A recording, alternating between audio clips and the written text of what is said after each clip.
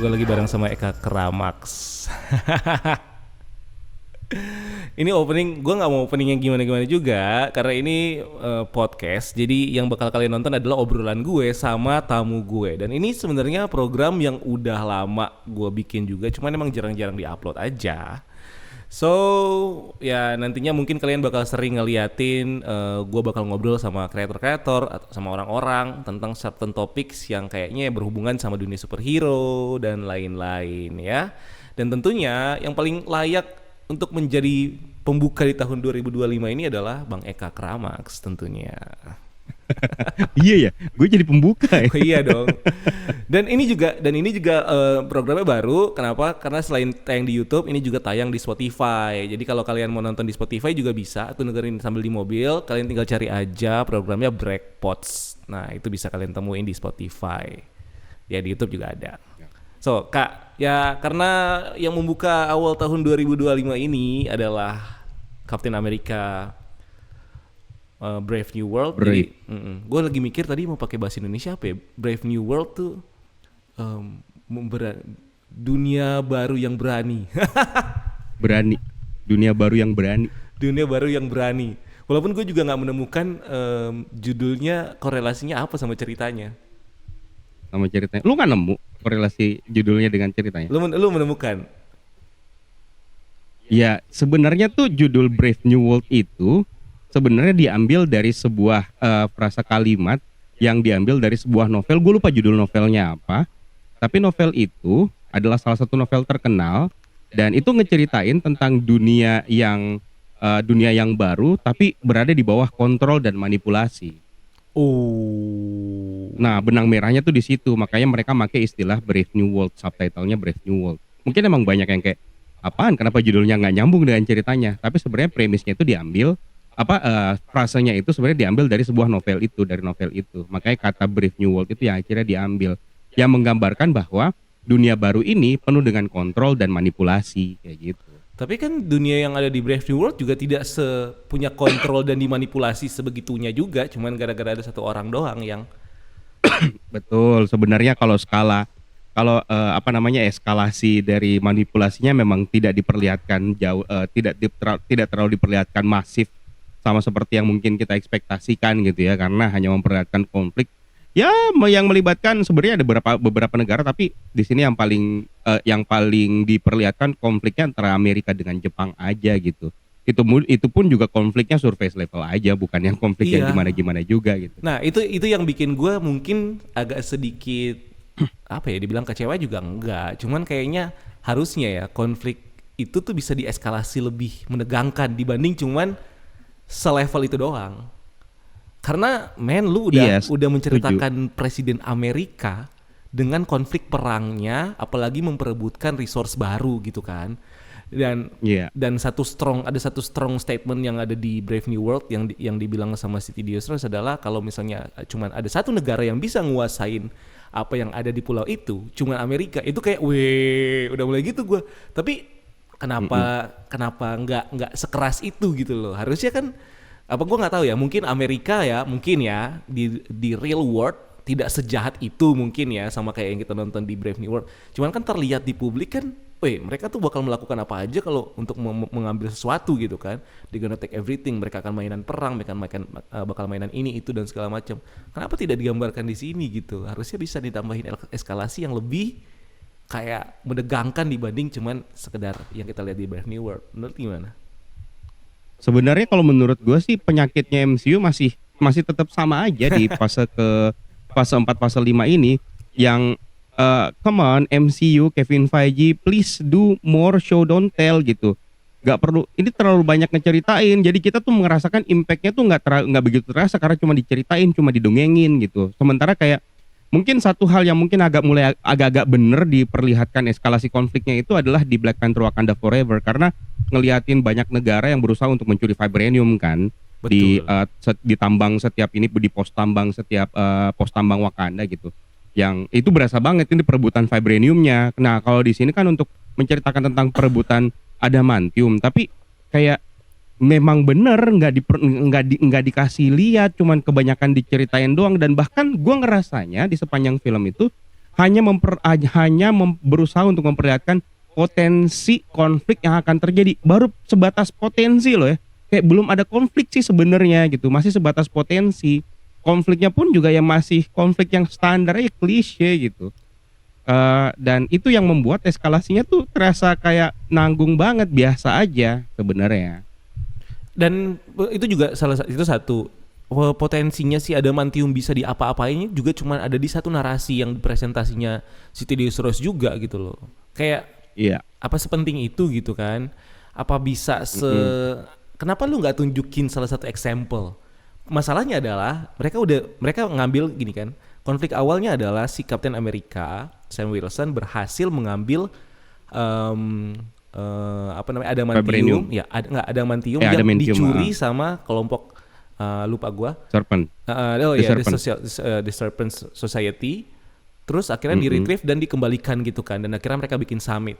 Kan daripada cuman bahan mentahnya aja, kenapa nggak diambil yang sudah jadi gitu loh? Adamantiumnya biar kita sebagai, maksudnya oke, kalau yang tahu Marvel banget gitu kan, kita tahu pasti sebut adamantium, udah langsung pasti bayangan pertama adalah claw-nya si Wolverine. Udah itu pertama.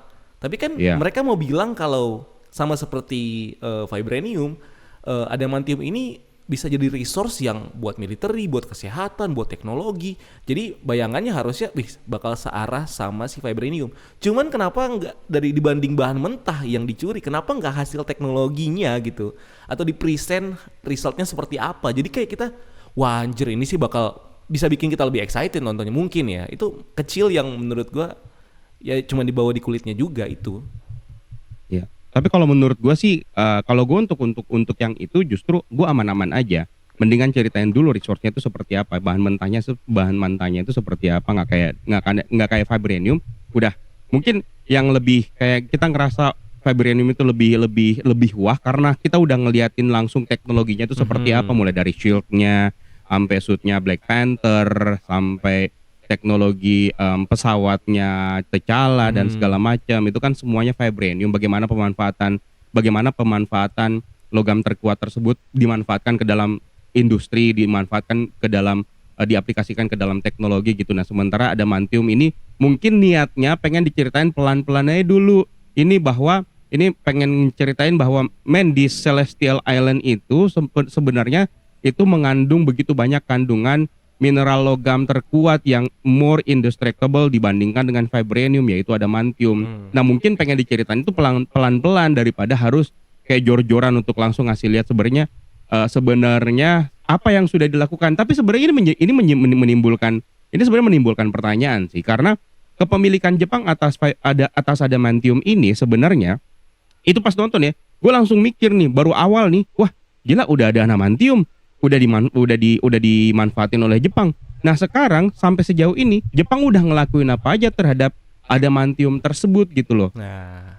Nah itu yang kayak di situ tuh seolah-olah yang mungkin gue bisa bilang antara salah dan benar, tapi kalau untuk gue sih nggak ada masalah. Cuman kayak ya benar yang seperti lu bilang, mungkin banyak orang yang pengen ngelihat aplikasi langsungnya adamantium itu seperti apa biar lebih kelihatan, oh emang pantas diperebutkan seluruh dunia gitu, dibandingkan dengan sebuah narasi adamantium more indestructible dibandingkan dengan vibranium, dibandingkan dengan narasi kayak gitu. Mendingan kenapa nggak dikasih lihat aja apa sih sebenarnya pengaplikasian kepada industrinya, kepada teknologinya seperti yang sudah dilakukan oleh Infinity Saga dengan vibranium. Dan gue setuju tentang itu, tapi gue ngerasanya memang kayak Kevin Feige pengennya pelan-pelan dulu nih, karena kalau kita bicara adamantium erat kaitannya banget dengan mutant, karena ya erat kaitannya dengan Wolverine.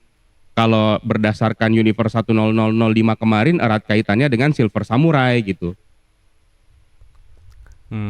Ya. Terus yang gue lihat juga di sini mereka emang pengen nge-grounded aja. Jadi kayak makanya nggak terlalu mau dibawa kemana-mana, mau dibikin low level, mau dibikin ya udah gitu kan, konfliknya kayak gini. Baru di belakang ya mereka sebenarnya mencoba untuk membawa lagi ke root-nya MCU awal-awal. Iya. Kayak ya udah konfliknya begini, oh seru bla bla bla bla bla, tanpa harus berpikir lu bakal nyambung ke universe apa. Cerita di post credit scene beda, terserah tuh mau diapain kan, itu kan potensi gitu kan. Dan akhirnya ya udah kita dapat post credit scene kayak gitu, which is itu sebenarnya udah gue suka gitu. Cuman ya yang salah dan banyak yang terjadi juga yang dianggap sama banyak fans MCU sekarang adalah ekspektasinya juga ketinggian untuk bisa connect langsung sama tujuan akhirnya multiverse. Iya. Itu juga sih. Betul, setuju. Terus setuju ini yang bikin gue agak bingung juga. Gue dan akhirnya barusan gue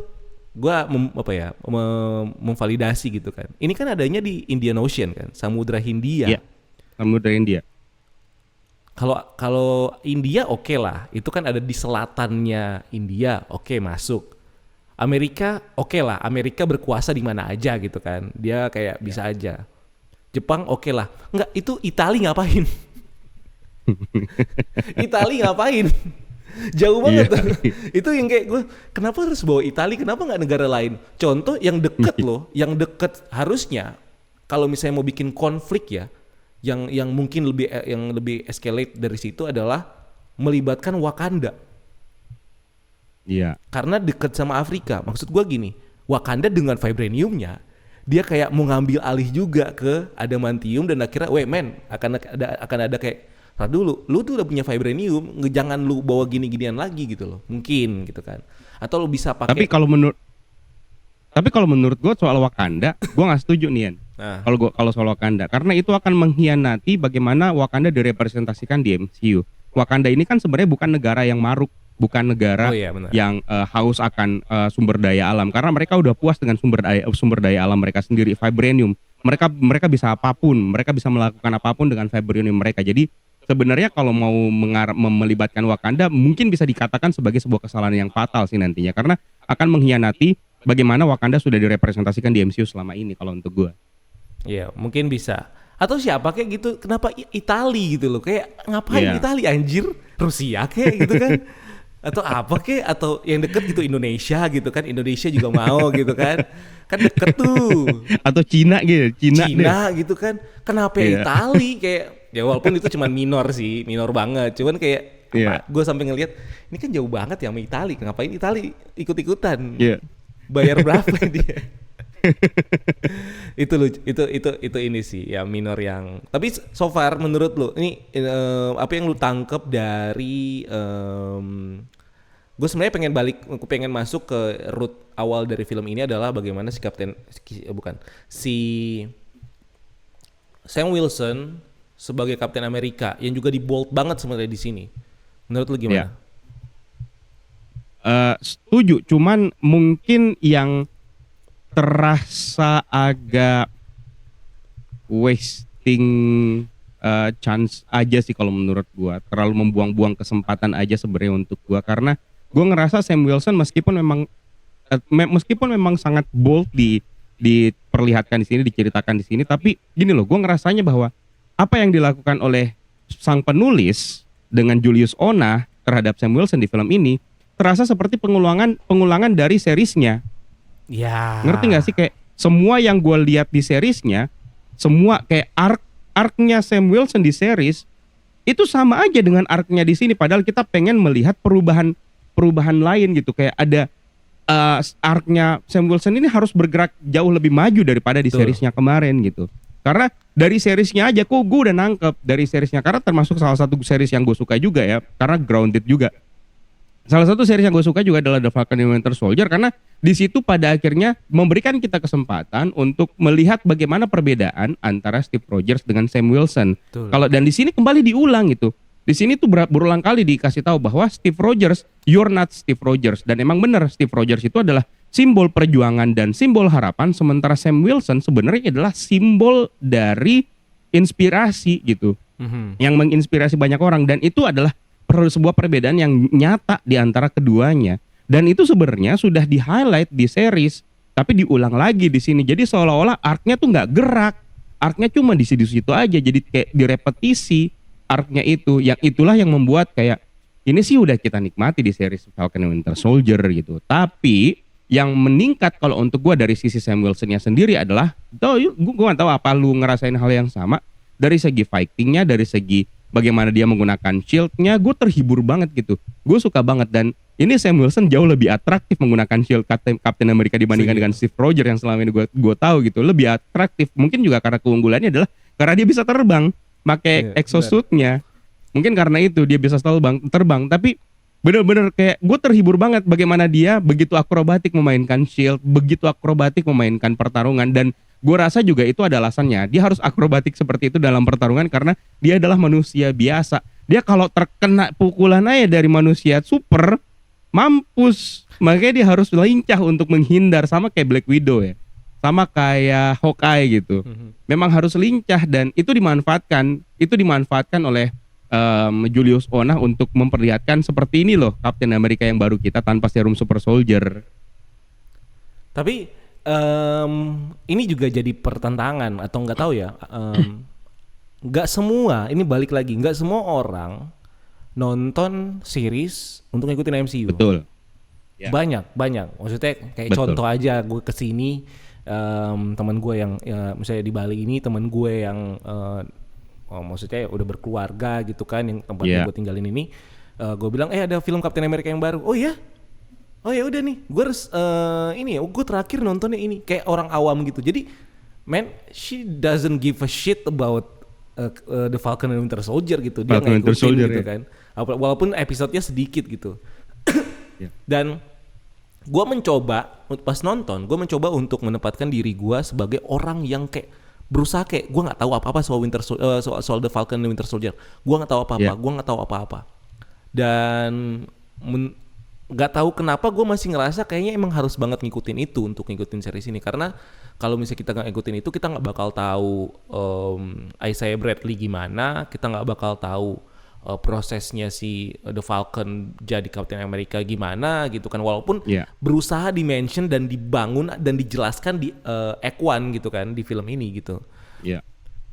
Nah itu yang mungkin kenapa diulang Kak. Kenapa diulang lagi? Karena mereka juga aware kalau ya mungkin mereka by data juga ya, kayak dari pesan kali sama Kevin Feige. Ini kayaknya kalian jangan langsung bikin direct sequel dari The Falcon and Winter Soldier karena ternyata viewershipnya nggak sebanyak itu. Yang nonton cuma segini. Berarti yang bakal ketika kita masuk ke layar lebar, yang bakal kita serve lebih dari viewership yang ini. Jadi lu harus jelasin, lu harus menepati, lu harus gimana caranya untuk menceritakan atau membawa esensi dari Sam Wilson sebagai Captain America tanpa super soldier dan bagaimana dia mencoba untuk membuktikan diri gitu kan. Jadi udah bukan ada di level dia udah everyone knows dia Captain America dan tinggal menjalankan misi aja gitu. Udah nggak di situ. Jadi tetap di awal itu. Karena alasannya ya itu tadi, nggak banyak yang nonton The Falcon and Winter Soldier. Ya, setuju. Memang benar sih. Itu mungkin memang menjadi salah satu alasan kenapa mereka akhirnya kayak kelihatan melakukan repetisi gitu. Apalagi ya itu hanya, makanya mungkin gue bisa bilang bahwa apa yang tadi gue sampaikan itu mungkin hanya akan dirasakan untuk orang yang ngikutin The Falcon and Winter Soldier. Sementara untuk yang nggak ngikutin mungkin ngerasa aman-aman aja. Tapi gue yakin bakal ada part yang hilang ketika lu nggak ikutin The Falcon and the Winter Soldier gitu. Maksudnya kenapa gue bisa into the Sam Wilson ya, karena gue udah paham bagaimana perjalanan dia, bagaimana arc-nya di The Falcon and Winter Soldier. Gue udah paham bagaimana struggle-nya dia, gue udah paham gitu. Makanya gue bisa into bisa connect ke Sam Wilson ya, gara-gara series itu sangat berguna banget untuk bisa masuk ke dalam karakter itu gitu, gara-gara series tersebut. Tapi untuk yang awam mungkin ngerasa kayak ada pasti merasa ada yang hilang, kenapa tiba-tiba dia gitu. Iya. Ya itulah. Tapi ya inilah cerita yang kita dapat dari si The Falcon and the Winter Soldier. Ya sebelum mungkin gue masuk ke karakter. I don't know apa itu. Sebelum gue masuk mungkin ke karakter dan yang lain, gue mau ini kali ya. Kayak menurut lu film ini gimana, dan apa lu setuju dengan banyak orang yang bilang film ini ya sejelek itu? Gue nggak setuju, dan gue beberapa kali bilang gue nggak setuju film ini di rate 5 ke bawah gitu.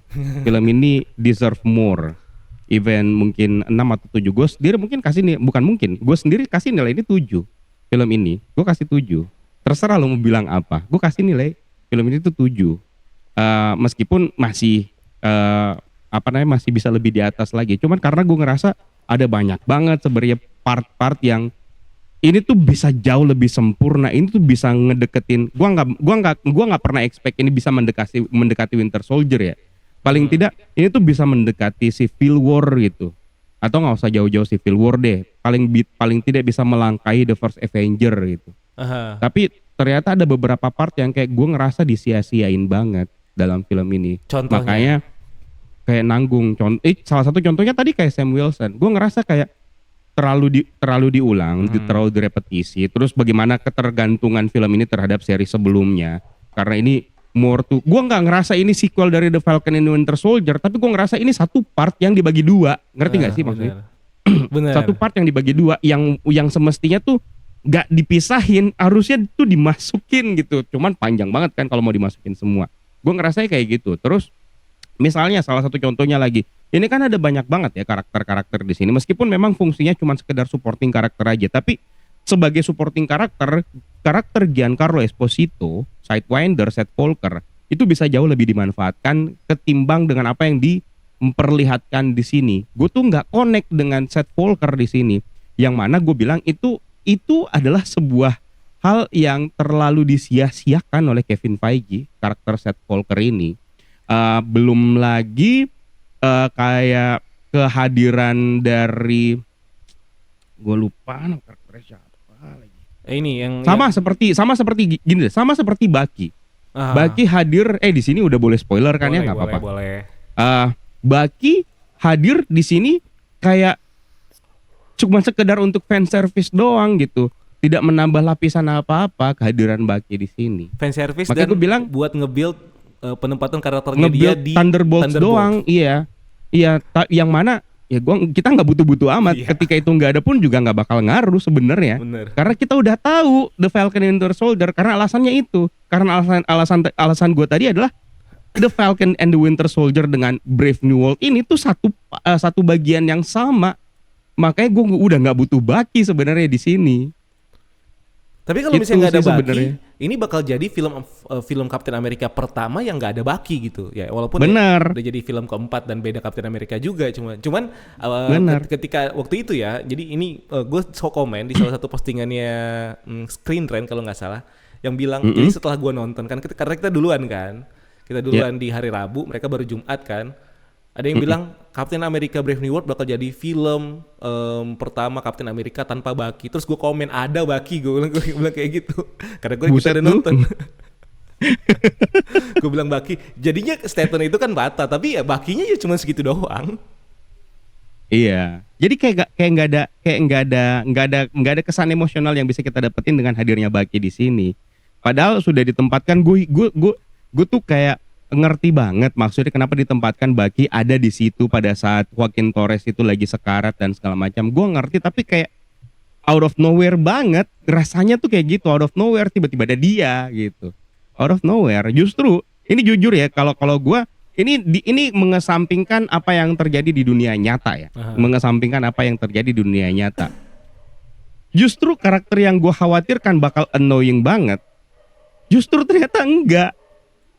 Which is Meski Ruth lu tau lah maksud gue siapa. Lu tau lah maksud gue siapa. Justru ternyata enggak, meskipun itu juga termasuk salah satu bagian yang terlalu disia-siakan kalau menurut gue. Karena sebagai mantan agen Widow, dia bisa melakukan banyak hal. Apalagi kalau misalnya mereka mau kayak gini loh. Salah satu hal yang mengemuka di Winter Soldier itu adalah espionage-nya kan. Betul. Nah, lu tuh punya mantan agen Widow di sini. Kenapa nggak dimanfaatin gitu? Kayak terlalu standar aja karakter itu, terlalu standar. Dan itu yang gue bilang kayak peluang yang disia-siakan oleh Kevin Feige, oleh John Julius Ona. Padahal penulisnya banyak banget. Kenapa nggak bisa nulis yang bener-bener untuk karakter ini, naskahnya emang bener-bener lemah banget. Padahal udah jadi pair yang mungkin mengingetin kita sama Captain America and the Winter Soldier kan waktu itu ya. Jadi kayak ada Steve Rogers dan ada Natasha. Betul. Dan Natasha-nya gini, ngambil part yang oke banget di situ gitu kan. Memang itu dia maksud gue, kenapa makanya gue compare-nya ke situ. Nah, kenapa gue bilang ini tuh peluang yang disia-siakan karena gini. karakter ini kan kontroversial. Mhm. Di balik dari kontroversialnya karakter ini, please kasih sesuatu yang wah Mhm. gitu loh. Jangan disia-siain karena mereka udah mempertaruhkan banyak hal untuk memasukkan karakter ini. Gue yakin mereka sadar bahwa mereka mempertaruhkan banyak hal memasukkan karakter ini. Makanya ya dikasih sesuatu yang wah sama karakter ini. Ya disia-siakan. Iya sih. Dan ketahuan gue juga Gitu. ngerasa dibanding yang pas awal-awal gitu kan ya. Mungkin lu juga ngikutin kan karakter ini bahkan udah punya suit sendiri gitu ya waktu yang bocor-bocor waktu itu.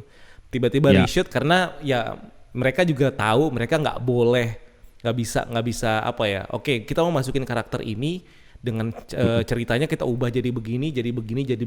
Gua nggak tahu apakah agenda apa yang dipunya, tapi ujung-ujungnya diubah. Dan ketika cuman menyebutkan lahirnya di Israel, jadinya ya udah karakternya jadi biasa aja dan nggak ada kontroversi. Di situ gue memaafkan gitu kan. Oke, karena gue bisa menemukan ada banyak banget film spy bahkan film-film spy yang menyebutkan latar belakang dia dari Rusia gitu kan. Gue lupa ada beberapa lah yang kayak kalau nggak salah di Mission Impossible ada tuh yang ada nyebutin kalau nggak salah. Jadi kayak gitu kan dan nggak harusnya nggak apa-apa. Ketika udah karakternya dibuat bisa diterima, gue langsung mereka cukup pintar untuk ini. What's next? Nextnya ya cuman jadi gitu doang sih. Walaupun harusnya bisa banyak action, harusnya bisa banyak ini lagi.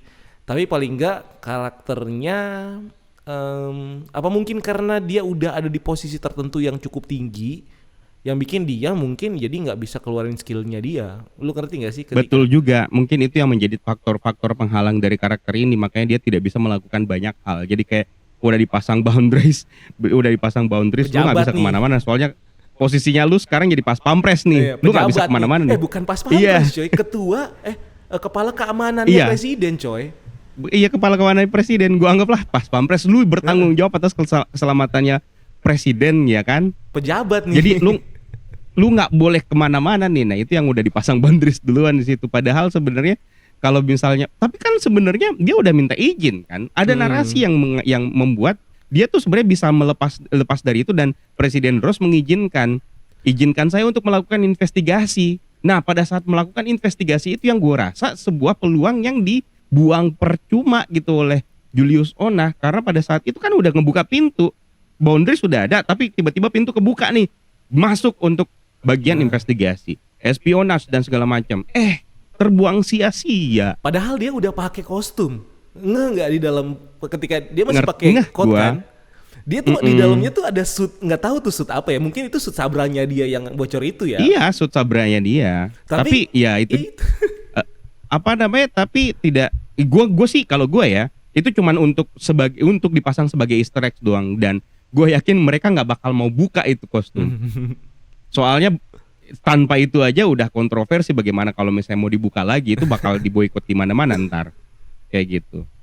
Iya, itu juga sih. Tapi jadi kayak dijadiin sebagai Easter egg doang untuk yang bermata elang gitu kan. Iya.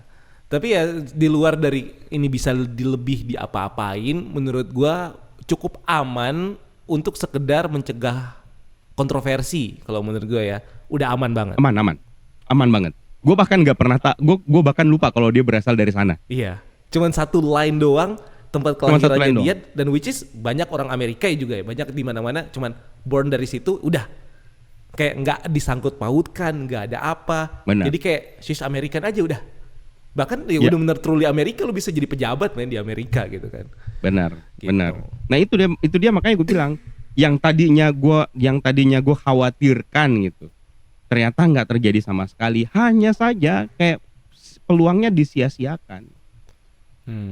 Terus menurut lu, dengan cerita ini mengambil direct sequel dari The Incredible Hulk, menurut lu gimana? Gue sih suka-suka aja kalau untuk urusan itu ya. Nggak kejauhan, nggak kayak lu mengambil waktu yang kayak jauh dibanding untuk nge-setup, bahkan lebih kuat jadi sequelnya The Incredible Hulk ya. Kalau menurut gue. Setuju. Kejauhan nggak sih? Maksudnya kayak walaupun it's never too late juga gitu kan, cuman kejauhan nggak sih? Sekalian gue mau nanya, menurut lu desainnya The Leader atau Red si Hulk. bukan. Oh, The Leader, The Leader. Gimana? Samuel Stern. Eh, kalau untuk desainnya The Leader sih, gua ngerasa eh, ah Dia udah mulai. tapi Ah. tapi bukan sesuatu yang bukan kalau untuk gue ya bukan sesuatu yang mengesankan, tidak yang buruk-buruk amat juga bagi gue, enggak gitu. Cuman gue ngerasa ada kesan kaku aja ngeliatinnya, kayak kaku gitu, kayak kenapa nggak sekalian lu gedein aja kayak Megamind. Ya. Pernah lihat karakter Megamind nggak kan? Nah, kenapa lu nggak gedein aja kayak karakter Megamind? Toh juga di komik juga ada yang desain kepalanya tuh yang kayak Megamind gitu. Kenapa nggak digituin aja sekalian? Dibandingkan dengan kayak begitu tuh udah kayak, jujur aja gue ngeliatin, tau gak ngeliat gue ngeliatinnya kayak The Infected-nya The Last of Us. Iya.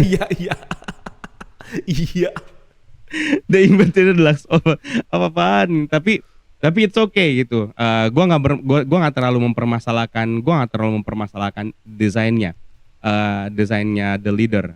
It's okay. Tapi kalau menjawab tadi nih, tentang kenapa ini harus jadi, ini lebih ke more ke Sequelnya The Incredible Hulk dibandingkan dengan Captain America-nya langsung gitu. Gue jujur aja gue nggak masalah dengan hal tersebut. Toh juga ada subtitlenya kan, Brave New World gitu kan. Ada subtitle Brave New World yang tentu saja merupakan tentu saja bisa langsung connect-nya tuh ke Presiden Ross sendiri gitu. Dan kalau bicara kayak terlalu kejauhan, kalau gue sih nggak ngerasa seperti itu. Gue ngerasa memang kayak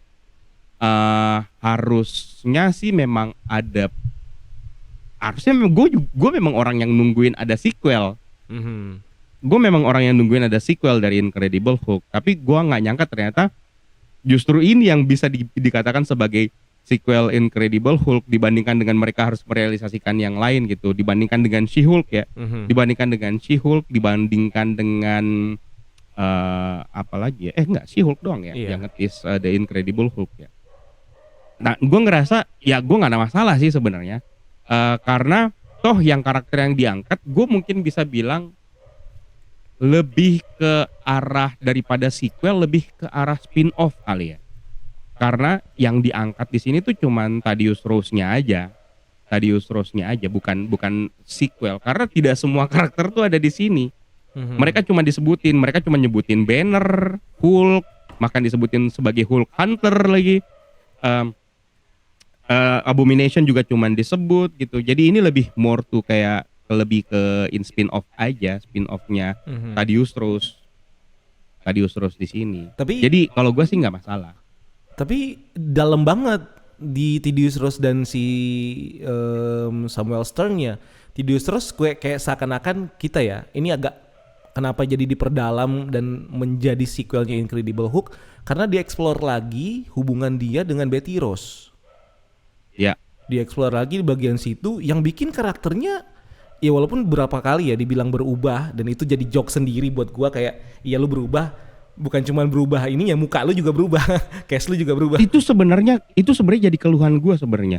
Dibandingkan dengan gini, gua menganggap the whole package of acting dari Harrison Ford, gue nggak masalah, gue suka dengan actingnya Harrison Ford. Gue bahkan di satu titik kayak, lu nginget kayak yang dia scene sepedaan di pesawat itu, gue ngerasa kasihan anjir, kayak udah tua ya Harrison Ford, udah tua ya Thaddeus Ross ya, kayak gitu. Gue ngerasa juga struggle-nya dia, kayak waktu dia ngungkapin ke Sam Wilson, kenapa lu harus berhubungan dengan orang ini, dengan Samuel Stern. Terus pada saat dia ngelepasin emosinya pas dia bilang, karena gue sekarat bangsat, kayak gitu misalnya, kayak gitu ya. Karena gue sekarat, iya gue kayak bisa gue semua pesan itu tuh terdeliver ke gue. Jadi gue ngerasain emosinya. The whole package, Harrison Ford cocok banget jadi Thaddeus Ross. Yang jadi masalah karena perubahan, karena ceritanya, karena film ini menceritakan perubahan 180 derajat Thaddeus Ross dibandingkan dengan film-film sebelumnya dari Incredible Hulk sampai Black Widow. Gue kaget ketika melihat perubahan itu bukan cuma dari cerita doang, tapi dari wujud. Yang terjadi waktu gue nonton, sepanjang film yang ada dalam bayangan gue, jika saja seandainya ini adalah William Hurt, pesannya jauh lebih nyampe ke gue. Gua nggak siap dengan semuanya. Giliran berubah 180 derajat arc-nya nih. Arc-nya Thaddeus Ross ini 180 derajat berubah. Pemerannya juga berubah, digantiin gitu kayak ya ampun, kayak semuanya bener-bener 180 derajat. Jadi yang terjadi di gua adalah gua ngelihat Harrison Ford, Thaddeus Ross-nya adalah Thaddeus Ross yang berbeda Yang dibandingkan baru. dengan Thaddeus Ross-nya William Hurt. Karena ini bukan masalah actingnya ya, bukan masalah acting dan bukan masalah naskah, tapi karena nggak siap. Terlalu bagus untuk gua actingnya Harrison Ford dan terlalu ikonik juga actingnya William Hurt sebagai Thaddeus Ross. Dengan perubahan itu, gua melihat ini dua karakter yang berbeda gitu. Mungkin jauh lebih impactful untuk gua kalau pemerannya adalah William Hurt, tapi ya mau gimana lagi ya, William Hurt udah pass away, rest in peace. Atau dari awal udah Harrison Ford dari start banget. Itu bakal jadi mungkin lebih menarik ya. Ya walaupun terlepas Benar, dari iya. budget gitu kan ya. Atau nggak gini. Kenapa nggak bikinin satu project dulu, kasih lihat kasih lihat Thaddeus Ross-nya versi Harrison Ford, tapi untuk merepresentasikan Harrison Ford-nya William Hurt gitu. Bukan di film ini dulu, tapi jadi kayak masih Thaddeus Ross yang kita lihat dari sebelum Brave New World yang masih kayak penuh dengan ambisi dan segala macam gitu. Kasih lihat sebenarnya kan ada kan di awal-awal scene itu kan memang dikasih lihat gitu bagaimana rekam jejaknya dia Kumis yang melalui ada beberapa kumisnya. iya yang ada nah itu yang ada kumisnya, kenapa sih kumisnya dihilangin gitu kan, padahal kalau ada kumisnya oke lah gue masih bisa terima. Nah mungkin itu fungsinya di situ, tapi gue ngerasa itu nggak cukup. Gue butuh satu project sebelum Brave New World sebenarnya, kasih muncul kayak di situ Harrison Ford sebagai Thaddeus Ross biar gue bisa siap dengan pergantian ini sebelum perubahan karakternya yang benar-benar terjadi di Brave New World. Nah itu gue nggak siapnya di situ. Iya. Jadi kayak memang gue juga ngerasa kayak kontras, tapi kontrasnya bisa dibilang lebih bagus iya. In a good way, iya. In a good way. Cuman jadinya nggak konsisten secara karakter. Iya. Walaupun bagus. berusaha ditekankan dari penulisan, dari dialog kalau gue itu udah berubah. Maksudnya walaupun itu jadi joke sendiri, ya berubahnya bukan cuman lu secara sifat gitu, karakter secara sifat, benar. tapi muka Literally juga memang berubah. literally juga berubah. Makanya kayak yang awal-awal ketemu sama dan lu juga muncul di trailer kan. Awal-awal ketemu Sam Wilson gitu kan. Gue harus terbiasa dengan the new look. Iya. Gue juga harus mencoba terbiasa dengan the new looknya sekarang nih. si Fordnya sekarang gitu kan udah dia. Iya. Itu sih. Tapi menurut lu, gue agak sebenarnya untuk gue bisa mengerti itu gue baru ketemu ketika gue nonton kedua kalinya. Lu udah berapa kali nonton? Baru sekali. Jadi gue nonton 2 kali dan yang kedua gue baru paham. Sebenarnya awal-awal juga gue udah paham, maksudnya udah get it gitu kan. Tapi kayak proses gimana berubah menjadi Red Hulk itu kayak walaupun beda banget dari yang ada di komik, walaupun beda banget secara karakter gitu kan, tapi menurut lo gimana ketika itu tuh nggak di-plan, dia menjadi Red Hulk bukan sesuatu yang di-plan, bukan sesuatu yang berhubungan dengan bukan atas dia. keinginan dia. Iya, dan itu kayak kalau di komik kan kayak gitu, karena dia ya kalau di komik kan atas keinginan dia kan. karena kan karakter karakter Thaddeus Ross ini dibuild-nya juga dari awal itu apa ya, sebagai orang yang tergila-gila banget sama obsesif sama Super Soldier Serum gitu kan. Dan dia create sendiri, dia bahkan even kenapa dia nggak suka sama Captain America itu juga personal mungkin ya menurut gua yang ada di Infinity War atau Infinity War ya waktu itu ya, yang kayak lu tangkap dia dan sampai dikejar-kejar banget, maksudnya karena dia kesel. Gue bisa maksudnya kalau kita kembangkan ceritanya ya si Thaddeus Ross ini, dia kesel karena dia failed juga soal Super Soldier Serum. Ada satu produk dari Super Soldier Serum yang nggak bisa dia kontrol. Itu juga bikin kayak which is si Steve Rogers yang bikin dia juga tambah emosi gitu kan. Dan itu semakin juga memperkuat ketika kayak karakter ini harusnya emang tetap konsisten dengan gimana dia tergila-gila dengan Super Soldier Serum. Terus tiba-tiba perubahan Red Hulk-nya di sini dibikin dengan pil. Iya. Menurut lu gimana? Dan tanpa intensi, tanpa kesengajaan gitu loh.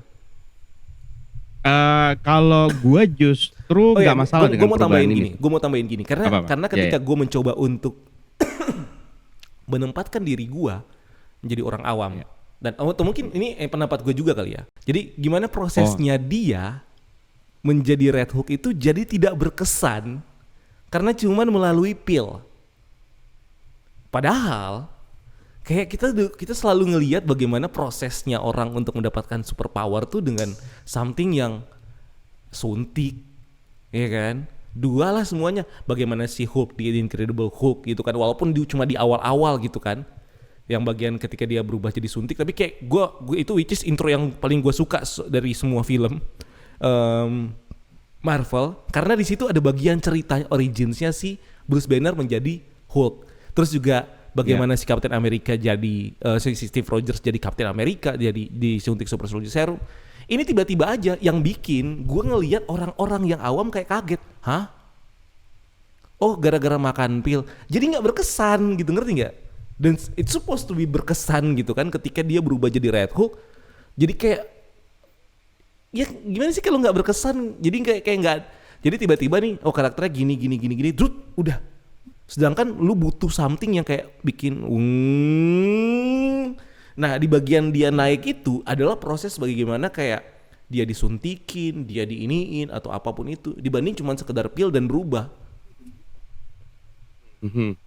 Menurut lu gimana? Kalau gue justru merasakan hal yang sebaliknya. Gue ngerasain justru ini adalah sesuatu hal yang spesial, meskipun gue ngerasa ini adalah penyakit yang kayaknya penyakit menular dari Sony nih. Betul. Penyakit menular dari Sony, berusaha untuk menghiraukan villain. Karena gue ngerasa yang dilakukan, cuman Marvel melakukannya jauh lebih baik daripada Sony. Kalau Sony mah tujuannya nggak jelas.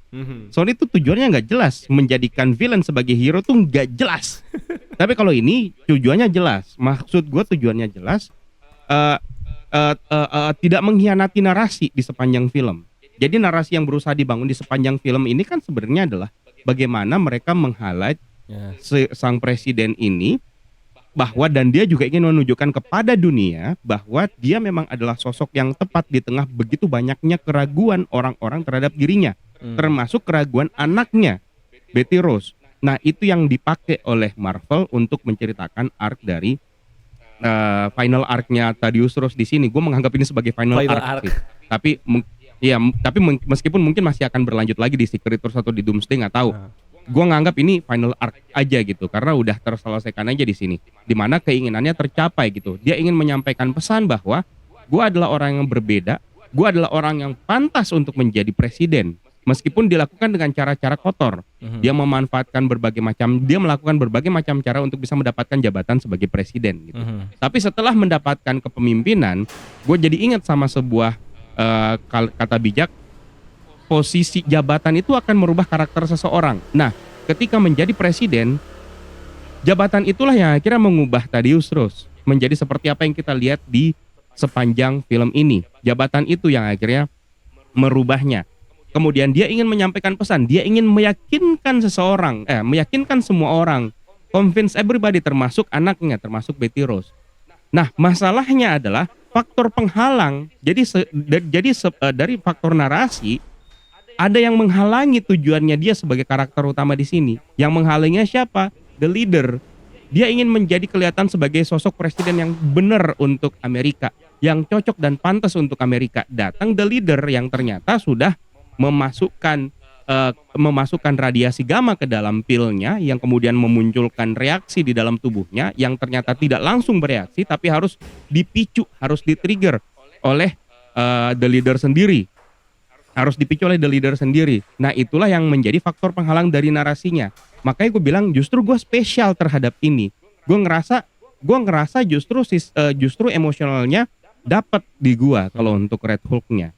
Dapat di gua, karena yang gua lihat meskipun yang ada di sini adalah Red Hulk, tapi gua nggak ngelihat ini Red Hulk sebagai villain, tapi sesosok orang yang berusaha untuk divillainkan, berusaha untuk dimanfaatkan untuk menjadi villain oleh orang lain yang notabene jauh lebih jahat sebenarnya. Tujuannya jauh lebih jahat. Nah, itu yang gue tangkap dari Red Hulk. Makanya di sepanjang pertarungan yang gue lihat, dia ngamuknya dia memang di luar kendali, tapi dia berusaha untuk melawan itu. Dia berusaha untuk melawan sisi emosional radiasi gamanya dia agar tidak menimbulkan lebih banyak lagi kekacauan. Nah, itu yang gue tangkap. Makanya gue bilang justru gue spesial di sini ngerasanya. Jadi gue nggak ngelihat dia sebagai villain. Justru yang gue anggap villain di sini bener-bener villain adalah the leader, bukan Red Hulk. Tapi kan sebenarnya kan itu, nah ada satu statement yang nggak tahu kenapa terhapus gara-gara kayak diklarifikasi sama si Tedious Ross sendiri. Itu adalah gue lupa siapa yang ngomong. Oh, si Giancarlo Sidewinder-nya ngomong kan sama ngasih informasi ke si Sam Wilson kalau si Samuel Stern ini dimanfaatkannya bukan cuma sekedar untuk obat buat jantungnya si Tedious Ross, tapi dimanfaatkan untuk bagaimana berpikir proses gimana biar dia bisa dapat apa yang dia mau, which is adalah menjadi presiden Amerika. Itu kayak posisi udah paling tinggi gitu kan. Dan itu kayak dijelaskan sama si Sidewinder gitu kan. Dijelaskan dia tuh memakai jadi ibarat kata si Samuel Stern ini otaknya dari semua pergerakan si Tedious Ross untuk mendapatkan goalnya menjadi presiden. Dan itu udah sangat menjelaskan kalau gila Tedious Ross selicik itu. Dan emang ya udah Tedious Ross emang karakternya selicik itu. Cuman ya ini kan ya nggak mungkin si kalau secara dialog ya nggak mungkin si Tedious Ross juga menjelaskan kalau dia sejahat itu. Dia pasti menjelaskan dari sisi yang ya sisi baiknya dia aja. Ya which is adalah dia dying. Ya kan? Dan kayaknya ini juga terjadi kalau secara timeline di Sokovia Accord. Dan gue juga jadi mikir jangan-jangan juga Sokovia Accord ini ide-idenya si Samuel Stern juga gitu kan. Tapi ya, maksudnya itu yang bikin setelah dijelaskan sama si Tedious Ross yang terjadi di kapal itu kayak seakan-akan membuat apa yang dibilang sama si Sidewinder itu bullshit.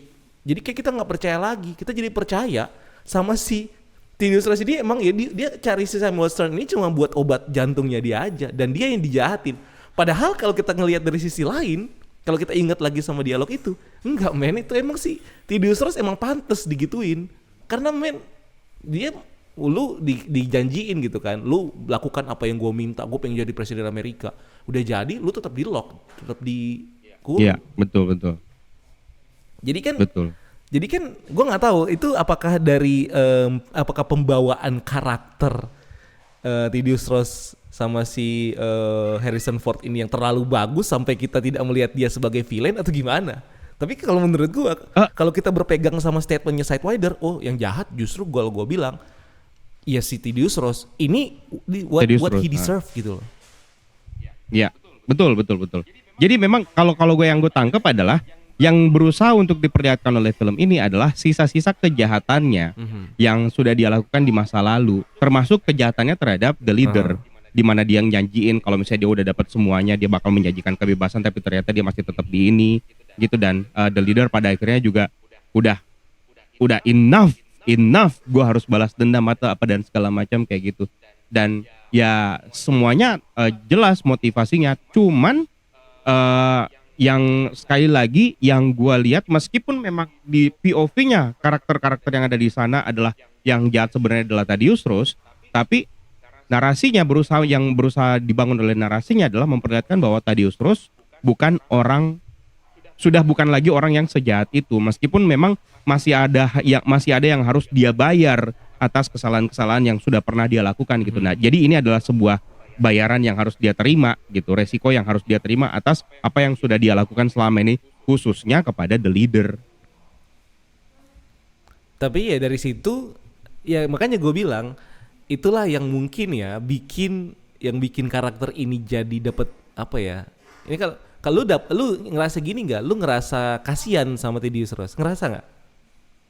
Gue ngerasa kasihan, ngerasa kasihan. Berarti kan kalau menurut gue entah dari penulisan atau dari pembawaan karakternya yang bikin lu bisa kasihan sama dia. Padahal isinya adalah dia jerk banget anjir.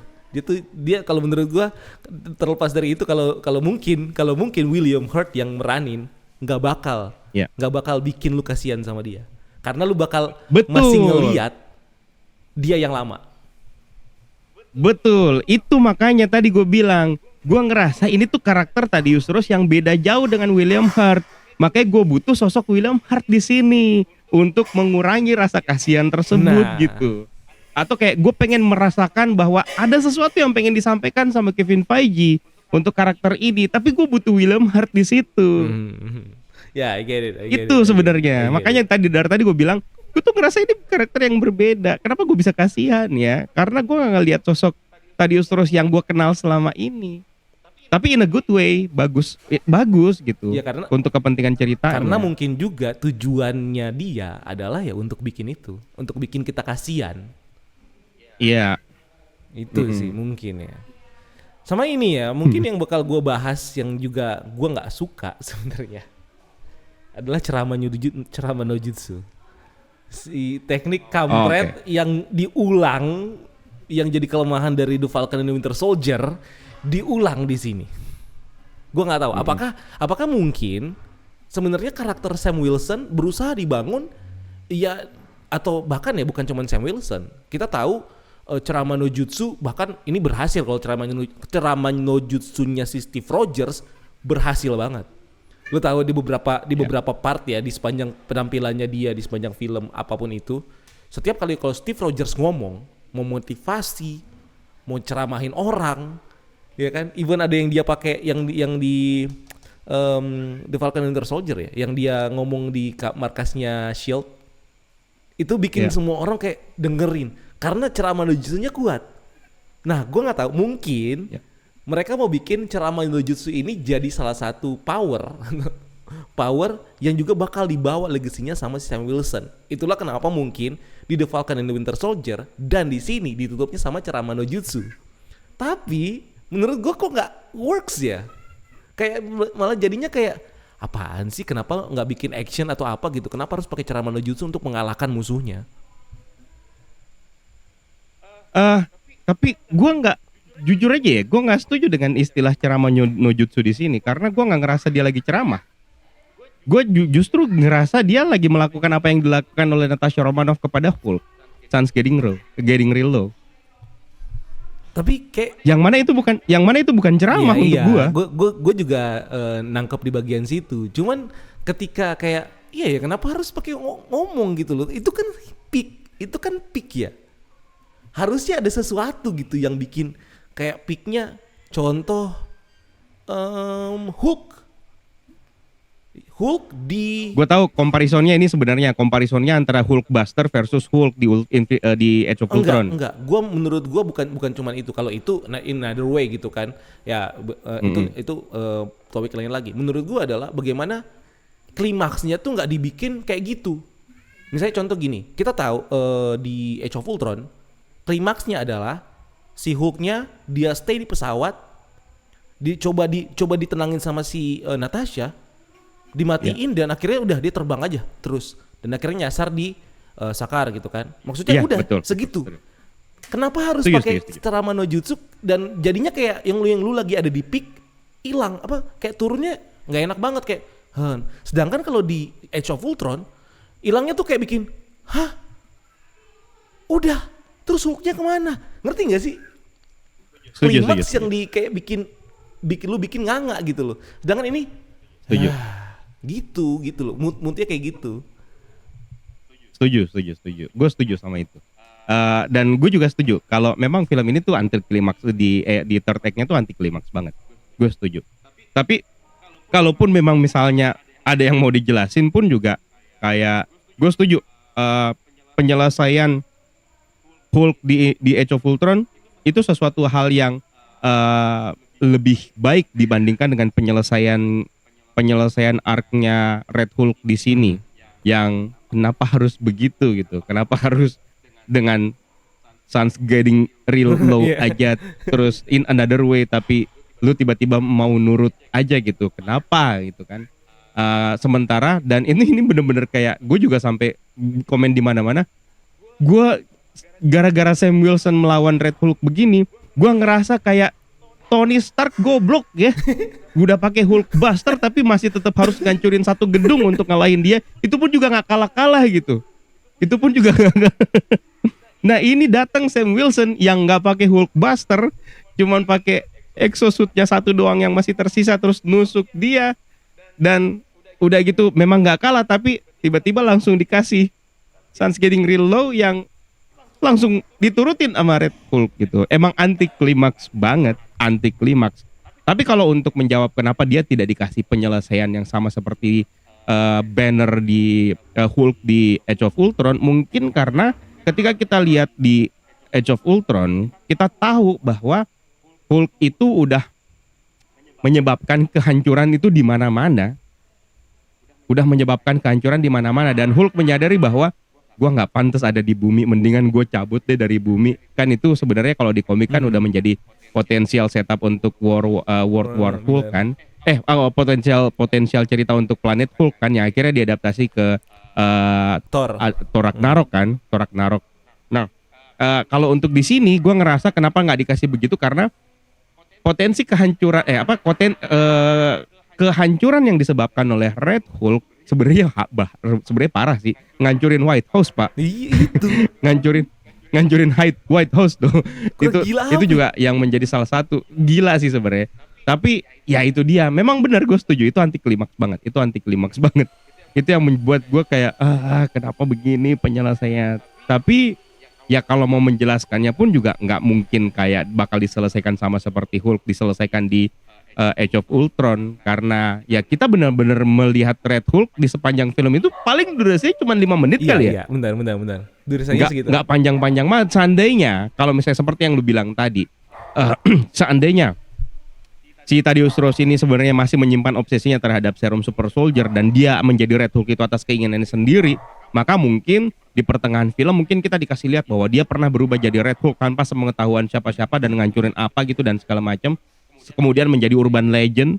Ya. Kemudian menjadi urban legend di mana-mana diceritain, dan ternyata menjadi plot twist, ternyata yang menjadi Red Hulk itu adalah si Thaddeus Ross. Nah, mungkin kalau kayak begitu mungkin baru bisa mendapatkan ini, makanya mungkin gara-gara itu kali ya sampai akhirnya penyelesaiannya kayak begitu, meskipun gua ngerasa itu adalah penyelesaian yang tidak kreatif sama sekali. Atau mungkin ya cuman jadi daripada Sam Wilson, kenapa nggak dia membawa Betty Ross lebih early di situ aja? Kayak iya, betul juga. Sih? Kayak Hulk yang kuncinya adalah Natasha Romanoff, dan nggak harus Sam Wilson yang jadi Natasha Romanoffnya si Red Hulk. Kenapa lu nggak bawa si Betty Ross gitu kan? Untuk jadi Sun's Getting Real Low-nya dia gitu kan. Mungkin ya dengan kayak gitu bisa diapa-apain kali ya ceritanya. Mungkin dari situ bisa sadar, terus ditemenin sama anaknya gitu kan. Terus kayak gua bakal, atau misalnya gini, gua bakal masuk ke The Raft gitu kan. Misalnya dijelaskan gitu kan, kayak gua bakal masuk The Raft kayak biar lebih aman bla bla bla. Terus udah pas dia The Raft-nya mungkin kayak bikinnya kayak gini. Lu udah nggak jadi presiden, tapi The Raft lu yang bikin. Kenapa nggak kenapa lu nggak di situ sebagai penguasanya, sebagai orang yang taking control The Raft gitu loh. Karena jangan jadi prisoner, jadinya kayak kayak moralitinya ya lu sebagai presiden mencoba untuk membayar tanggung jawab. Cuman maksudnya gue udah mikir kayak gini nih. Wah anjir, si Thaddeus Ross udah jadi Red Hulk. Wah ini udah nggak bakal ada moral lagi nih dia ini. Kasarnya nih ketika dia berubah jadi orang lagi gitu kan. Dia bakal mikir, ya udahlah reputasi gue juga udah hancur. Ya udah gue mau ngapain kayak sekarang? Memanfaatkan kekuatan gue. Dibanding ngelock dirinya dia di draft gitu loh. Ya kalau lu mau ke draft nggak apa-apa, tapi draft lu yang bikin. Kenapa lu nggak yang kontrol gitu loh? Kan lebih gimana gitu kan endingnya. Wah anjir dia yang kontrol juga nih draftnya. Bakal ada apa nih Red Hulk? Kita bisa mikir kayak gitu kan. Dibanding membawa si Betty Ross malah ya udah di draft, di visit sama Sam Wilson, di draft dia ngurung diri sendiri. Jadi kayak anti klimaks. Oke. Setuju. Tapi mungkin kalau misalnya diakhiri dengan seperti itu, maka itu akan mengkhianati. Kalau misalnya itu dibikin kayak begitu, itu akan mengkhianati tujuan akhir yang ingin disampaikan sama Julius Ona dan Kevin Feige sebenarnya. Tentang perubahan karakternya si Thaddeus Ross. Iya, tentang perubahan karakternya. Meskipun kalau gua sebenarnya sama kayak lu, daripada lu jadiin ini sebagai karakter yang akhirnya ingin tobat, mendingan bikin aja sekalian menjadi jauh lebih villain gitu, sama seperti The Penguin mengakhiri seriesnya dengan membuat The Penguin jauh lebih jahat daripada yang kita kira kayak gitu. Sebenarnya gue setujunya kayak begitu. Makanya gue bilang penyakit menular dari Sony tertularkan ke Marvel, tapi Marvel melakukannya dengan cara yang jauh lebih baik sebenarnya, meskipun bukan itu yang kita harapkan. Please lah, adaptasi karakter villain, jadikan itu jauh lebih villain lagi di live action, apalagi potensinya udah ada, potensinya tuh besar banget untuk menjadikan ini jauh lebih villain, tapi ternyata dipilih untuk menjadikan karakternya jadi tobat, jadi insaf, ya udah. Nah iya itulah makanya ya. Tapi filmnya sudah terjadi. Untar ada gangguan sedikit berisik-berisik. Oke tapi ya Oke. filmnya kan udah terjadi lah ya. Udah terjadi. Udah emang ceritanya kayak gitu. Dan akhirnya ditutup dengan post credit scene. Gini mungkin dibanding post credit scene ada satu yang menurut gue jadi strong point di film ini adalah tentang gimana kayak kalau diceritain lagi tuh kayak Sam Wilson berusaha untuk menjadi Steve Rogers dengan berbagai caranya. Dia ditunjukin kelemahannya, dia ditusuk di ini kan, misalnya kayak dia dengan badannya yang nggak ada super soldier serum gitu kan, dia tetap take it gitu sebagai Captain America, dan dia kayak berusaha untuk kayak keep it up untuk menjadi Captain America gitu kan, sampai ketika dia ngeliat ternyata Joaquin Torres berusaha untuk menjadi dia. Itu yang bikin gue kayak anjir, ini satu yang strong point dari film ini adalah itu.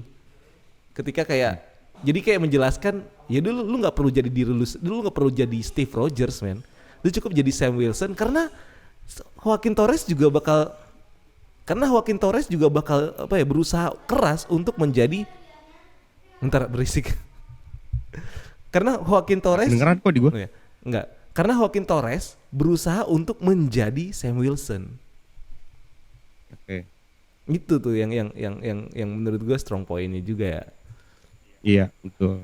Ini lagi-lagi sih sebenarnya meneruskan tema legacy dari MCU sejauh ini, yang mana jujur aja gue tuh nggak siap kalau ini ternyata yang mau diangkat di sini adalah The Falcon yang mau dijadiin sebagai sidekicknya Captain America, karena sejauh ini kan di komik yang menjadi sidekicknya Captain America selalu Bucky.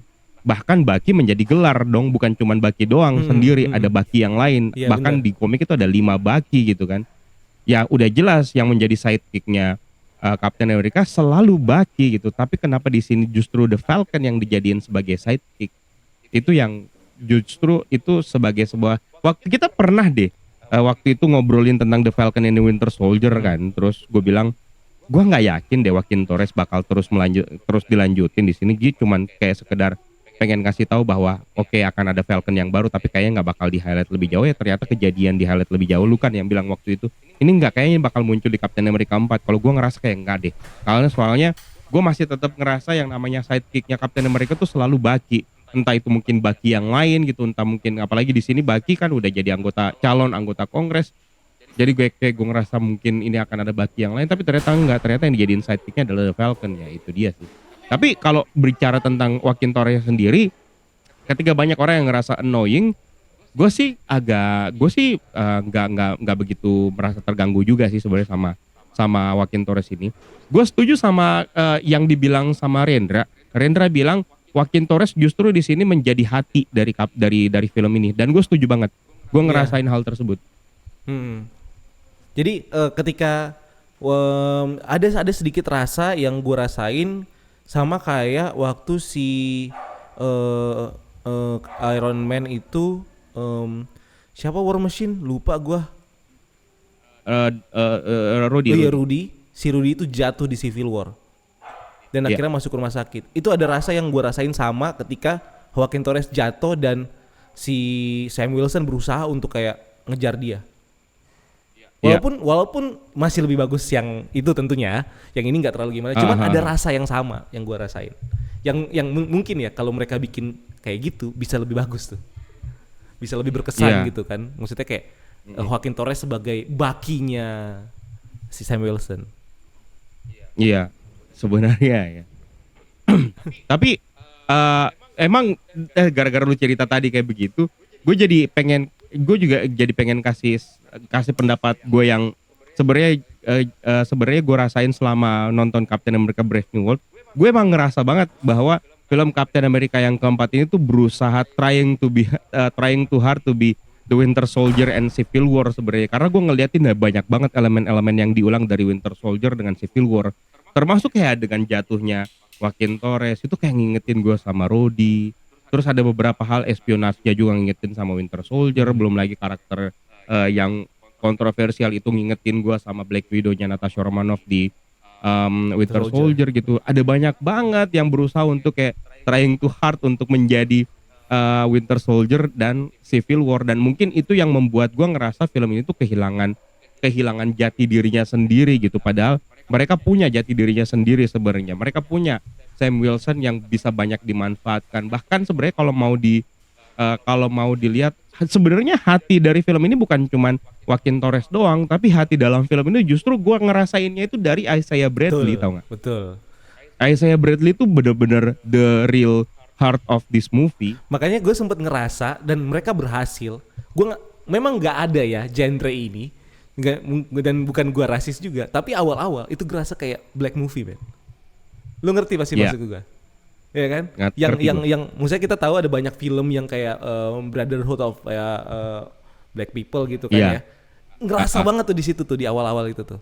Kayak, anjir Brotherhood ya, kerasa banget kayak black movie nih gitu kan, untuk nge-build-nya di awal. Itu yang benar bisa jadi nyawa hati juga gitu Isaiah Bradley. Dan apalagi kayak ditunjukin sisinya dia, ternyata dia dengan kerasnya kayak gitu setelah dia kenal sama si Sam Wilson dan dia dikasih banyak honor sama Sam Wilson, dia jadi kelihatan sisi humanisnya dia yang lemah, yang pakai hati banget, yang susah gitu kan, kayak suit aja tuh jadi berkesan banget buat dia gitu kan, tuh baju kayak gitu.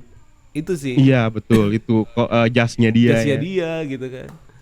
Ya so far gue ngerasa sama sih sama lu, dan mungkin gue langsung masuk ke bagian endingnya juga ya, biar kita nggak kelamaan. Gue nggak tahu udah berapa lama ini, mungkin udah 1 jam lebih. Iya. Masih aman. Adalah ditutupnya dengan penjelasan dari si Samuel Stern tentang multiverse. Dan gue nggak tahu, yang gue tangkep, gue belum nonton konten lu, yang gue tangkep ini cuman sekedar penjelasan aja kalau incursion is happening gitu loh, dan Secret Wars yang ngarahin ke Secret Wars gitu. Menurut lu gimana? Betul, gue ngerasa gue nangkepnya kayak begitu. Meskipun gini ya, sebenarnya post credit scene itu kan bisa mengarah kepada 2 asumsi. Karena penggunaan ini gue nggak tahu bahasa Inggris sama sekali. Maksudnya gue nggak ngerti nyawa dari bahasa Inggris itu seperti apa. Karena ada banyak yang mempermasalahkan kenapa harus menggunakan frase in this world, kenapa nggak pakai in this universe gitu. Kalau misalnya mau mengetis tentang multiverse, gitu, kenapa nggak pakai frasa itu? Kenapa harus pakai frasa in this world? Terus lu ngasih taunya ke Sam Wilson tentang in this world gitu. You think you are the only one gitu. Nah, Sam Wilson kan pernah ngelawan Thanos kalau misalnya referensinya mengarah kepada makhluk atau ancaman dari luar bumi. Iya kan? Nah, Sam Wilson bukan hal yang baru untuk itu gitu. Tapi kalau untuk urusan multiverse, nah baru masuk akal. Pun kalau misalnya itu merupakan yang dimaksudkan sama The Leader itu adalah tentang ancaman dari luar bumi yang mungkin belum pernah dihadapi oleh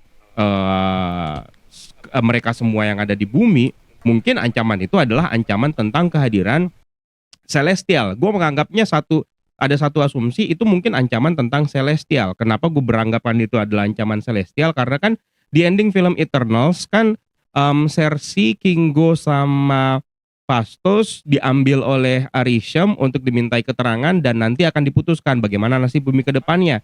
Apakah bakal dimusnahkan atau tidak berdasarkan apa yang telah terjadi karena mereka sudah menggagalkan kelahiran dari Tiamut gitu. Jadi mungkin ancaman yang dimaksudkan oleh Samuel Stern mungkin itu.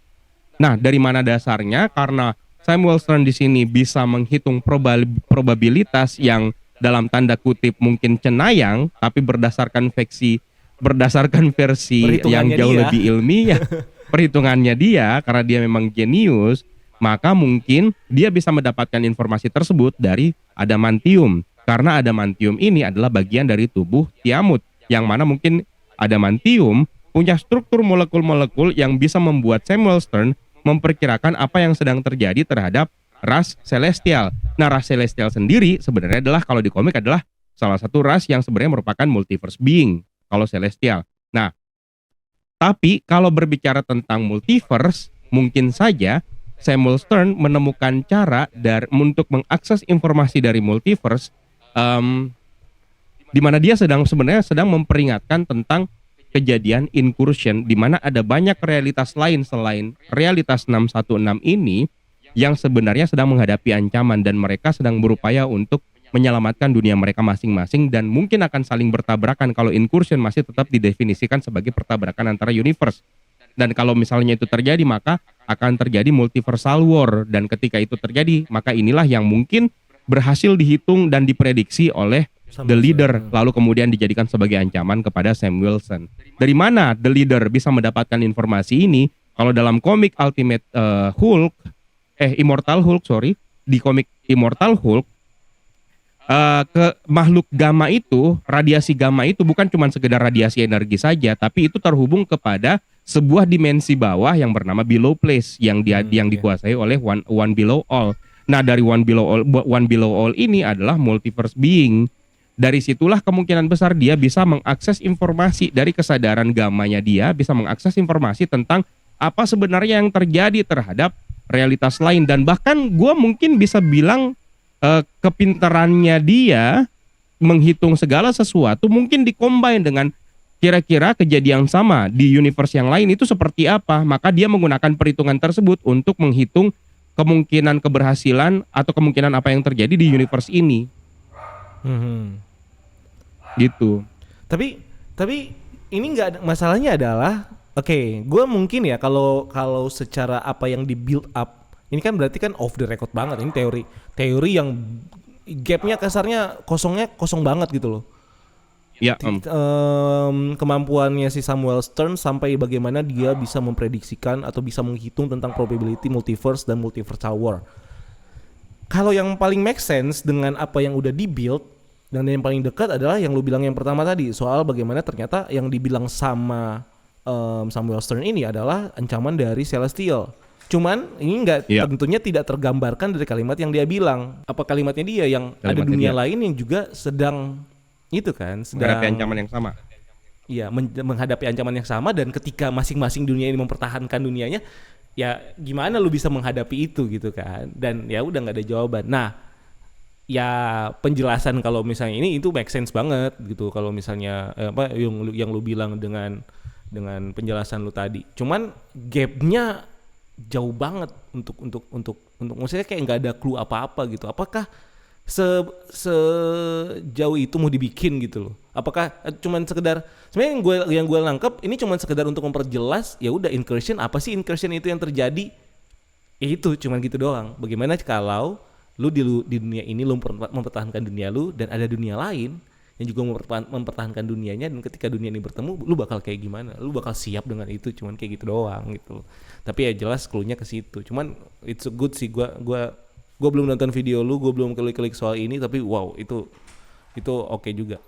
Tapi soal yang tadi gue bilang, sebenarnya itu ada benang merahnya ya, yang tadi gue bilang tentang Celestial.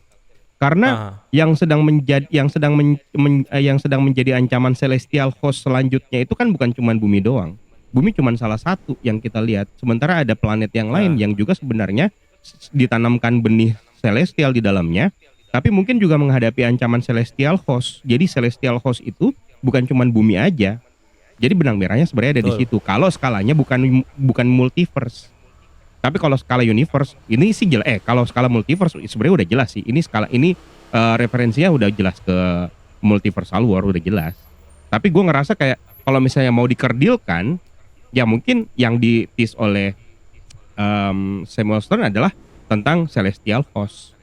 Tapi kalau mau dikerdilkan, tapi kecil kemungkinan itu yang menjadi referensinya. Tapi udah pasti lah. Maksudnya kayak udah disebut soal incursion di Doctor Strange. Iya, udah pasti. Terus di sini udah bilang, walaupun sebenarnya out of nowhere harusnya tidak datang dari mulutnya Samuel Stern gitu kan. Iya. Maksudnya kayak apaan deh? Kenapa lu bisa tahu gitu? Dari mana? Iya gitu kan, kayak oke, ya udahlah, tapi ya udah that's what we get gitu kan. So prediksi lu ke depan bakal gimana? Ini pasti banyak pertanyaan kayak gini nih yang nantinya bakal muncul. Prediksi lu ke depan gimana? Secret Wars itu bakal terjadi? Apakah sudah bakal real dimulai di Fantastic Four nanti, which is gue juga berpikir hal yang sama. Gue pikir udah bakal startnya di situ. Atau apa teori lo? Startnya gue justru bukan di Fantastic Four. Startnya gue justru di Doctor Strange in the Multiverse of Madness. Bahkan gue bisa berani bilang startnya justru di Spider-Man No Way Home sebenarnya startnya. Oh iya, maksudnya kalau itu gue ngerti. Jadi kayak untuk yang secara gamblang gitu lo, ngerti nggak? Tapi gini, maksudnya The Fantastic Four hanya akan kembali berfungsi sebagai Deadpool and Wolverine yang berikutnya. Maksudnya gini, Deadpool and Wolverine memperlihatkan jadi setiap universe ini di multiverse menghadapi struggle-nya masing-masing. Yang menyebabkan incursion ternyata nggak cuma satu penyebab aja. Di Doctor Strange in the Multiverse of Madness diceritakan itu penyebab incursion itu terjadi gara-gara dream walking sama penggunaan Darkhold dan segala macam. Terus di di The Marvels penyebab terjadinya keretakan dinding multiverse itu ternyata akibat dari Quantum Band yang digunakan sama Darben. Di Spider-Man No Way Home gara-gara mantra Doctor Strange yang udah diperingatkan sama Wong, kalau lu pakai mantra itu hati-hati karena mantra itu bekerja sampai di dinding-dinding multiverse gitu, dan ternyata emang bener.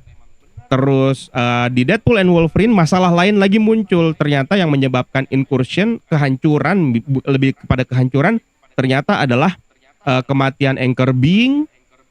Nah, kalau di Fantastic Four, ini teori doang ya, gue belum tahu apa-apa. Kalau di Fantastic Four kemungkinan besar juga akan menceritakan tentang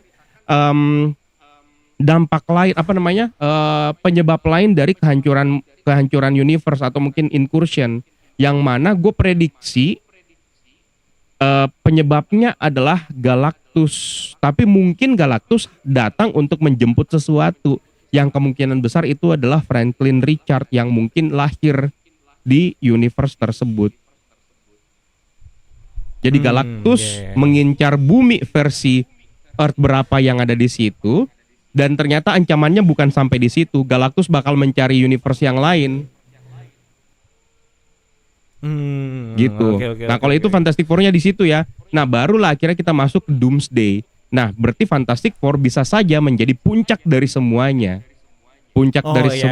Gitu. Untuk masuk ke Doomsday. Mungkin itu yang maksud gue tadi ya. Karena maksudnya ekspektasi dan bahkan udah banyak yang expect kalau Dokter Doom bakal muncul, maksudnya bakal jadi secret villain di situ, dan mungkin ya bakal mengkonklusikan gitu. Karena sejauh ini kan semua yang terjadi kita belum punya puzzle gitu. Bahkan beberapa cuma ada di post credit scene gitu kan. Kayak The Marvels gitu kan. Dan Multiverse of Madness ya prosesnya secara shadow kayak bakal nge-connect gitu. Which is ekspektasi gue di Fantastic Four ini ya bakal nggak tahu ya. Kayak si Dr. Doom-nya muncul, terus kayak udah ini adalah start dari semuanya. Dan udah bakal ke arahnya, udah bakal bener-bener, lu tau gak sih kayak apa ya, kalau dulu tuh sebenarnya ya dulu sih udah langsung di Infinity War ya, Thanos tuh ya, agak jorok juga sebenarnya gitu kan, tiba-tiba Thanos di situ. Ya mungkin nggak bakal kayak gitu, atau ya udah ini cuman bakal untuk melengkapi apa yang ada dan kita bakal ngegantung lagi, dan baru kayak semuanya bakal start di Doomsday. Gue yang kebayang dalam pikiran gue ending dari ending dari The Fantastic Four First Steps nanti itu sama seperti endingnya Thor Ragnarok. Oke. Yang ngerti gak sih? Yang Asgardian semua diangkut di kapalnya itu. Betul. Terus tiba-tiba menghadapi ini. Gue ngerasa, tapi dengan skala yang jauh lebih gede gitu. Dengan skala yang jauh lebih gede. Iya, gue setuju. Jadi kita kayak misalnya kalau di Thor Ragnarok itu yang diangkut adalah para Asgardian yang selamat dari Ragnarok. Nah, kalau mungkin misalnya di ending Fantastic Four, mungkin mereka akan melihat segelombang exodus dari berbagai universe yang lain, atau mungkin ngeliatin hancurnya universe, atau mungkin kayak gimana gitu, terus tiba-tiba datang sesuatu yang menjemputnya, sebuah entity yang mungkin itu adalah Dr. Doom atau siapa, gue nggak tahu. Mungkin kayak begitulah, mungkin kayak begitu dalam bayangan gue kayak begitu. Karena itu menuju ke Doomsday. Tapi nggak tahu juga ya, apakah setelah Fantastic Four ini langsung ke Doomsday atau mungkin nunggu Spider-Man 4 dulu. Nggak ngerti nih Spider-Man 4 ini bakal ditempatin di mana nih. Iya. Spider-Man 4 ini mungkin, nih. mungkin gue nggak mau terlalu panjang di situ karena nanti bakal lebih panjang lagi, so I'm gonna stop there. Dan ya gue pasti kita bakal cari waktu lagi untuk ngebahas untuk bagian sini nih. Iya. Untuk bagian sini, dan kayaknya mungkin let's say mendekati atau mungkin ya di Fantastic Four nanti, which is udah nggak lama lagi lah. Nggak lama, iya. Nggak lama lagi lah ya. Ya siapa siapa yang tahu kan, rezeki orang nggak ada yang tahu, siapa tahu kita bisa ketemu lagi nanti di Fantastic Four. Oh iya. Men, ada Itu banyak kayaknya film, wajib men. tuh. Gue mungkin bisa stay lama-lama men. gitu di situ. Iya, men. Siap-siapnya nampung gue. Ada banyak, jadi wah itu bakal jadi bulan yang sangat sibuk. Bulan Dan sangat kayaknya kita sibuk udah gitu. Gue stay di Jakarta selama sebulan, oke dah kalau begitu. Kita tunggu aja ya. So I'm gonna close this. Thank you Kak, kita udah bahas ini, udah sepanjang film ya. Ya walaupun dengan berkeberisikan dengan seadanya dan lain-lain, gue nggak di studio, gue masih di Bali dengan keterbatasan, tapi gue tetap mau konten, gue tetap mau bahas ini sama Eka Kramas. And thank you Kak. Next kita bakal bahas lagi pokoknya. Gue nih tamu reguler gue udah pasti elu, Nopri, udah pasti itu aja. Udah pasti Zoom Avengers. Udah pasti Zoom Avengers, udah pasti. Karena ya kapan lagi kita bisa deep down untuk ini kan, ngebahas kayak gini. Ini gue aja penasaran Nopri bisa bilang apa nih kayak gini nih. Jadi gue kadang pengen mikir, kalau gue cari perspektif lain di Nopri mungkin gimana ya. Menarik sih. Kita lihat nanti ya. Oke lah kalau gitu. Gue close ya, Okay, thank you Kak. Kalau gitu, gue close. Gimana cara close-nya? Pokoknya ya sampai ketemu di video selanjutnya. Bye. Jangan lupa subscribe, follow semuanya. Thank you guys. See you on the next video.